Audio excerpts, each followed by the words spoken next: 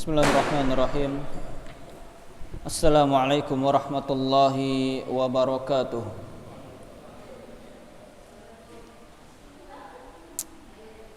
Innal hamdalillah nahmaduhu wa nasta'inuhu wa nastaghfiruh wa na'udzu billahi min shururi anfusina wa sayyiati a'malina.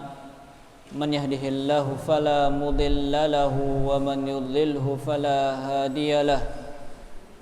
Asyhadu an la ilaha illallah wahdahu la syarika lah wa asyhadu anna Muhammadan abduhu wa rasuluhu la nabiyya ba'dah. Ya ayyuhalladzina amanu taqullaha haqqa tuqatih wa la tamutunna illa wa antum muslimun. Ya ayyuhan nasu taqu rabbakumul ladzi khalaqakum min nafsin wahidah wa khalaqa minha zawjaha wa bassa minhuma rijalan katsiran wa nisaa'a wattaqullaha alladzi tasaaluna bihi wal arham innallaha kana 'alaikum raqiba. Ya ayyuhalladzina amanu taqullaha wa qulu qawlan sadida yuslih lakum a'malakum wa yaghfir lakum dhunubakum wa man yuti'illaha wa rasulahu faqad faza fawzan 'azima.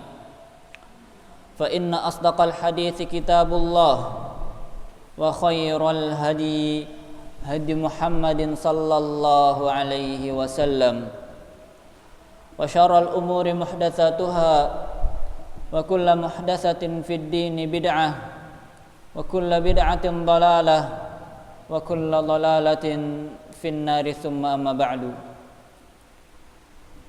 Ma'asyiral muslimin, para jemaah yang dimuliakan oleh Allah Subhanahu wa taala, tidak bosan untuk kami ingatkan agar senantiasa bersyukur kepada Allah Subhanahu wa taala yang masih memberikan kita nikmat dan karunia-Nya, yang masih memberikan kita hidayatul Islam, hidayatul iman, yang masih memberikan kita taufik untuk berkumpul di majlis ilmu, membahas qala Allah wa qala Rasul, firman Allah dan sabda Rasul sallallahu alaihi wasallam, yang masih memberikan kita kesehatan, yang masih memberikan kita waktu luang, dan yang lain sebagainya. Kemudian para jamaah yang dimuliakan oleh Allah Subhanahu wa taala, pada malam hari ini insyaallah kita akan melanjutkan pembahasan kita tentang kitab tauhid, yang mana kita sudah sampai kepada bab man jahada syai'an minal asma'i was sifat, bab hukum seseorang yang mengingkari satu dari nama atau sifat Allah Subhanahu wa taala. Bab hukum seseorang yang mengingkari satu nama atau sifat Allah Subhanahu wa taala. Allah Subhanahu wa taala berfirman, wa hum yakfuruna birrahman, dan mereka itu, yaitu orang-orang kafir Quraisy, yakfuruna birrahman, mereka kufur dengan Ar-Rahman. Wa fi sahihil Bukhari, dan dalam sahih Bukhari, qala Ali radhiyallahu taala an, Pak sahabat yang mulia Ali bin Abi Thalib, semoga Allah meridainya, beliau berkata, haditsun nasa bima ya'rifun, bicaralah dengan manusia, ya, bicaralah dengan orang lain sesuai dengan apa yang mereka ketahui. Aturiduna an yukadzdzaballahu wa rasuluhu, apakah kalian ingin Allah dan Rasulnya didustakan? Warawa Abdur Razzaq, dan Al-Imam Abdur Razzaq meriwayatkan ini dalam kitab musannafnya, an Ma'mar, dari Ma'mar, an Ibnu Tawus, dari Ibnu Tawus, an abihi, dari Tawus bin Kaisan, tabi'in, an Ibnu Abbas radhiyallahu taala anhu, dari sahabat yang mulia Abdullah bin Abbas, semoga Allah meridai keduanya, annahu ra'a rajulan intafadha lamma sami'a haditsan anin Nabi sallallahu alaihi wasallam fi sifat. Bahwasanya Abdullah bin Abbas pernah melihat seseorang yang tatkala disebutkan hadis dari Nabi sallallahu alaihi wasallam tentang sifat-sifat Allah Subhanahu wa taala, intafadha, badannya menunjukkan gestur yang tidak setuju. Istinkaran lidzalik, dia mengingkari sifat Allah tersebut yang terkandung pada hadis Nabi sallallahu alaihi wasallam yang disampaikan oleh Abdullah bin Abbas. Faqala, maka Abdullah bin Abbas berkata, ma faraqu haula, apa yang membuat takut mereka ini, yang membuat takut untuk menetapkan apa yang telah ditetapkan oleh Rasulullah sallallahu alaihi wasallam dari sifat-sifat Allah Subhanahu wa taala. Yajiduna riqatan 'inda muhkamihi, mereka bisa menerima ayat-ayat yang muhkam, yang sudah jelas, ayat-ayat muhkam, ayat-ayat yang bisa difahami langsung ya, oleh siapapun, oleh orang awam sekalipun. Ya, antum bisa langsung faham, tinggal lihat terjemahannya bisa langsung faham. Nah, ini namanya ayat muhkam. Wa yahlikuna 'inda mutasyabihi. Ya, akan tapi mereka justru binasa pada ayat-ayat yang mutasyabih, yaitu ayat-ayat yang mesti ada penjelasannya terlebih dahulu dari yang ahlinya. Kemudian diriwayatkan pula oleh Al-Imam Ibnu Jarir At-Tabari rahimahullahu taala dalam kitab tafsir beliau. Beliau mengatakan, walamma sami'at Quraisyun Rasulullah sallallahu alaihi wasallam yadhkurur Rahman, tatkala orang-orang Quraisy mendengar Rasulullah sallallahu alaihi wasallam menyebutkan Ar-Rahman, ankaru dzalik, mereka mengingkari itu. Fa anzalallahu fihim wa hum yakfuruna birrahman, maka Allah Subhanahu wa taala menurunkan ayat wa hum yakfuruna birrahman, dan mereka itu kufur kepada Ar-Rahman.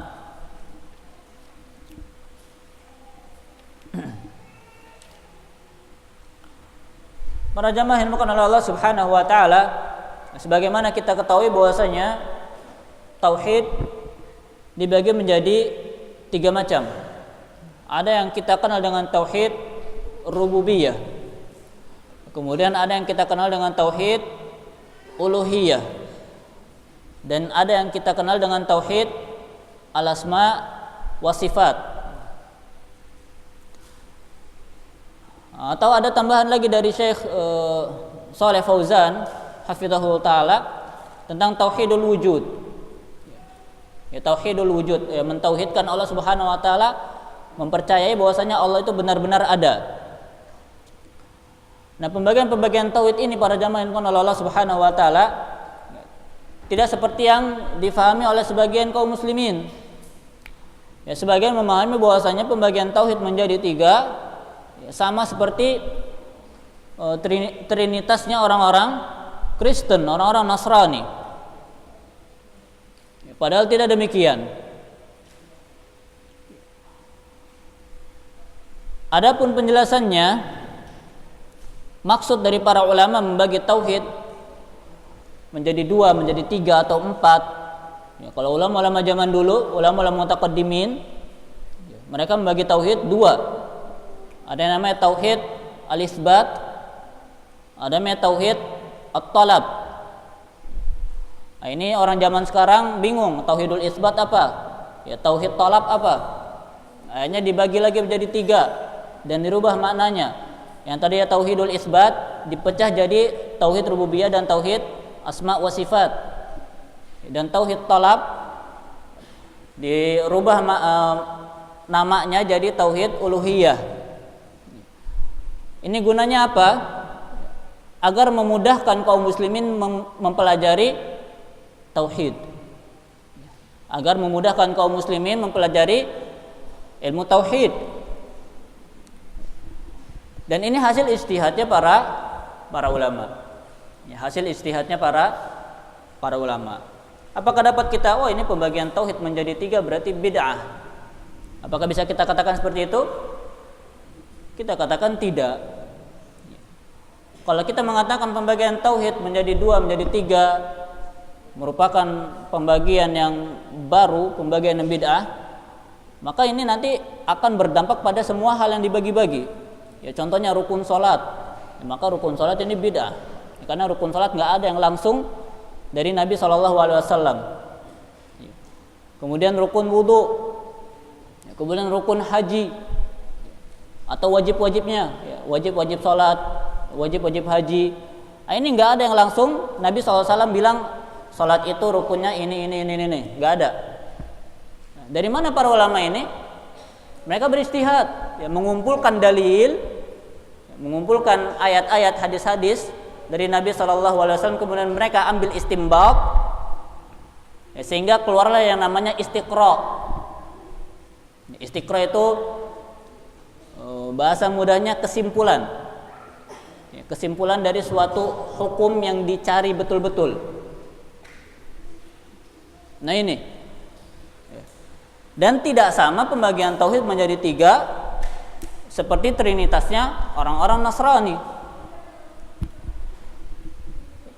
Trinitasnya orang-orang Nasrani, ya, tatkala mereka menjelaskan trinitas, ya, siapa Tuhan mereka? Ada Allah Subhanahu wa taala yang mereka sebut sebagai Tuhan Bapa.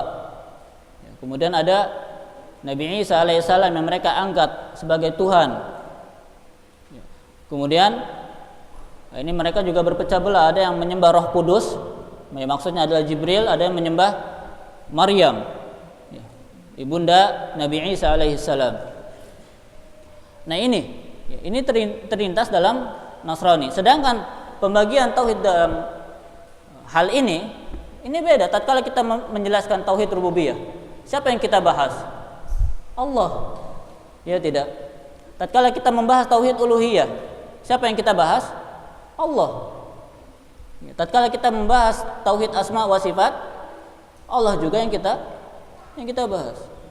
Jadi enggak sama pembagian tauhid menjadi tiga, ya, dibilang seperti mentrinitaskan Allah Subhanahu wa taala. Nah, kemudian adapun bab menjahada syai'an, hukum seseorang yang mengingkari sesuatu dari nama-nama atau sifat-sifat Allah Subhanahu wa taala. Mengingkari nama ataupun sifat-sifat Allah Subhanahu wa taala ada dua keadaan. Mengingkari nama atau sifat Allah Subhanahu wa taala ada dua keadaan. Keadaan yang pertama, inkaru takdzib, mengingkari disertai dengan mendustakan. Mengingkari nama-nama dan sifat-sifat Allah Subhanahu wa taala dan juga dia mendustakannya. Seperti yang dilakukan oleh kelompok Jahmiyah dan kelompok Mu'tazilah. Kelompok Jahmiyah mereka menyatakan bahwasanya Allah tidak punya nama dan tidak punya sifat. Ini kelompok yang namanya kelompok Jahmiyah. Pemimpinnya namanya Jahm bin Safwan. Ya, makanya pengikut-pengikutnya disebut Jahmiyah. Pengikut-pengikutnya Jahm. Akidah mereka menolak semua nama dan sifat Allah Subhanahu wa taala. Karena yang ada dalam akal mereka, kalau Allah punya nama, Allah punya sifat, berarti Allah sama dengan makhluk. Mereka tidak ingin menyamakan Allah dengan makhluk, akhirnya mereka nafikan semua nama maupun sifat dari Allah Subhanahu wa taala. Ini kelompok apa tadi? Kelompok Jahmiyah. Antum harus ingat ini namanya. Kemudian kelompok Mu'tazilah. Ya, pemimpinnya namanya Wasil bin Atha. Wasil bin Atha. Keyakinannya mereka menetapkan nama-nama bagi Allah Subhanahu wa taala. Ini lebih ringan daripada Jahmiyah tadi. Ya kan, tapi hukumnya nanti sama. Ya. Mu'tazilah menetapkan nama-nama bagi Allah Subhanahu wa taala, akan tapi menafikan sifat-sifat dari Allah Subhanahu wa taala. Ya, Allah punya nama tapi tidak punya sifat. Ya, kalau tadi Jahmiyah, Allah nggak punya nama, nggak punya sifat. Mu'tazilah, Allah punya nama, Allah punya nama, Allah nggak punya sifat. Ini Mu'tazilah. Jadi mereka menetapkan ada namanya Ar-Rahman, Ar-Rahim. Allah itu Maha Ar-Rahman, Maha Ar-Rahim. Akan tapi Allah Subhanahu wa taala tidak punya sifat rahmah. Allah Subhanahu wa taala Al-Malik, yang Maha merajai. Ini namanya. Akan tapi Allah Subhanahu wa taala tidak punya sifat mulkiyah, kerajaan. Kemudian Allah Subhanahu wa taala As-Sami', yang Maha mendengar. Tapi Allah Subhanahu wa taala enggak punya sifat pendengaran. Nah, ini maksudnya menetapkan nama tapi tidak menetapkan sifat. Dan mereka ini hukumnya kafir. Perhatikan, mereka ini hukumnya kafir. Kenapa? Karena mereka menentang atau mendustakan banyak sekali ayat-ayat maupun hadis-hadis Rasulullah SAW. Maka dikafirkan oleh para ulama. Dikafirkan oleh Al-Imam Ahmad. Ya, beliau punya kitab Ar-Raddu 'alal Jahmiyah, bantahan terhadap kelompok Jahmiyah. Kemudian dibantah juga oleh anaknya Imam Abdullah bin Imam Ahmad. Beliau punya kitab As-Sunnah war-Raddu 'alal Jahmiyah. Judul kitabnya As-Sunnah, tapi isinya bantahan terhadap kelompok-kelompok Jahmiyah.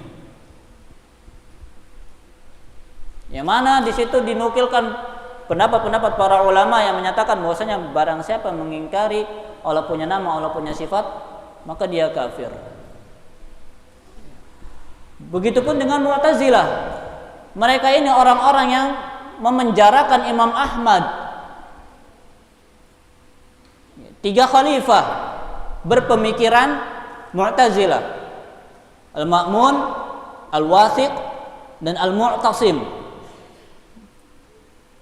3 khalifah Bani Abbasiyah berpemikiran Mu'tazilah. Mereka menyatakan Al-Quran adalah makhluk. Kenapa mereka menyatakan Al-Quran adalah makhluk? Karena mereka menyatakan Allahu mutakallim bila kalam. Allah itu maha berbicara tanpa adanya pembicaraan. Ini bagi orang-orang Mu'tazilah. Jadi mereka menyatakan bahwasanya Al-Quran adalah makhluk, bukan kalamullah. Enggak mungkin Allah berbicara seperti ini. Ini adalah makhluk yang Allah ciptakan, kemudian Allah kasih Jibril. Jibril sampaikan kepada Nabi Muhammad SAW, kemudian ditulis oleh para sahabat. Dan disebarkanlah paham ini.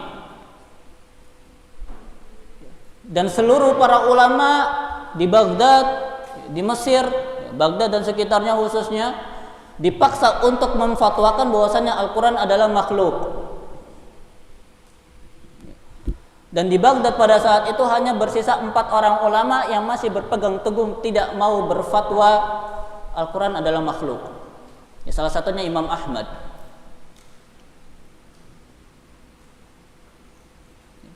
Kenapa? Karena para ulama yang lain sudah mengambil uzur. Mengambil uzurnya kenapa? Karena dipaksa kalau tidak mau berfatwa Al-Quran makhluk akan dibunuh. Maka ini sudah uzur. Untuk menyelamatkan nyawa boleh mengucapkan ucapan kufur ya, selama dalam hatinya masih masih kokoh keimanannya. Nah, kemudian kenapa Imam Ahmad tidak mau mengambil uzur tersebut? Ya, karena Imam Ahmad khawatir kalau beliau pun mengambil uzur tersebut, nanti kaum muslimin menyangkanya ini menjadi ijma'. Ya, kaum muslimin menyangkanya ini kesepakatan para ulama. Akhirnya rusaklah akidah kaum muslimin sejak saat itu. Ya, makanya Imam Ahmad lebih rela untuk dipenjara, disiksa daripada mengucapkan Al-Quran makhluk. Ya, setiap kali beliau dipaksa, ya, katakanlah Al-Quran makhluk. Ya, dengan lantang Imam Ahmad menyatakan Al-Qur'anu kalamullah wa laisa bimakhluk. Faman qala Al-Qur'anu makhlukun faqad kafar. Al-Quran itu kalamullah, bukan makhluk. Siapa yang berani bilang Al-Quran makhluk, dia telah kafir. Nah, ini hukum yang pertama, mengingkari nama atau sifat Allah Subhanahu wa taala yang disertai juga dengan pendustaan.